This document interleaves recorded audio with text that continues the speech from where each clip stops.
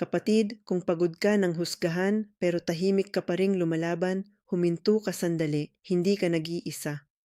Ngayong Hunyo 22, 2026, Lunes ng ika-12 linggo, sa karaniwang panahon, ipinapaalala sa atin ng mabuting balita mula sa Mateo 7:1-5, ang isang mahalagang aral ni Jesus: huwag tayong mabilis humatol, huwag tayong maging mabigat sa kapwa. At bago natin punahin ang iba, silipin muna natin ang sarili nating puso. Kapatid, hindi ito aral para manisi, ito ay aral para gumaling.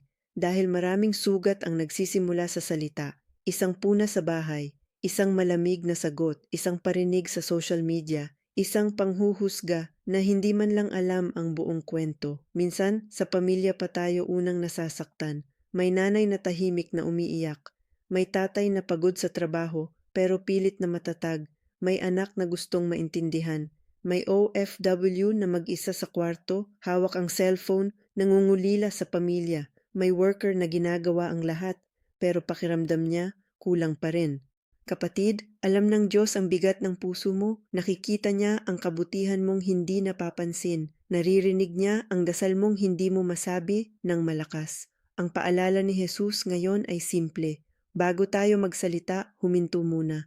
Bago tayo maghusga, manalangin muna. Bago natin sabihin, ikaw ang mali, itanong muna natin, Panginoon, ano ang nais mong linisin sa puso ko?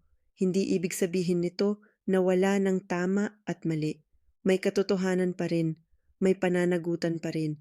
Pero ang katotohanan ay dapat may kasamang awa at ang pagwawasto ay dapat may pagmamahal. Kapatid, maaaring nasaktan ka, maaaring mali ang pagkakaintindi sa iyo, maaaring pagod ka ng magpaliwanag, pero huwag mong hayaang tumigas ang puso mo. Ibigay mo muna sa Diyos ang sakit. Ibigay mo sa Kanya ang galit. Ibigay mo sa Kanya ang mga salitang hindi mo na kayang sabihin. Manalangin tayo. Panginoong Hesus, lumalapit po ako sa iyo ngayon. Pagalingin mo ang puso kong nasaktan. Turuan mo akong magsalita ng may lambing. Turuan mo akong makinig bago humatol. Bigyan mo ako ng pusong marunong umunawa. Pagpalain mo ang aking pamilya. Pagbuklurin mo ang mga pusong may tampo. Bigyan mo kami ng kapayapaan sa bahay. Ingatan mo ang mga OFW, mga magulang, mga anak, at lahat ng pagod na lumalaban. Kung may galit sa puso ko, palitan mo ito ng awa. Kung may sakit sa alaala ko, hipuin mo ito ng iyong pagmamahal. Panginoon, ikaw ang lakas ko. Ikaw ang kasama ko, ikaw ang pag-asa ko. Amen. Kung tinatanggap mo ang panalangin ito, isulat mo sa comments, Amen. I-comment mo rin ang pangalan ng taong gusto mong ipagdasal natin at i-share mo ito sa isang taong pagod na, pero patuloy pa ring lumalaban.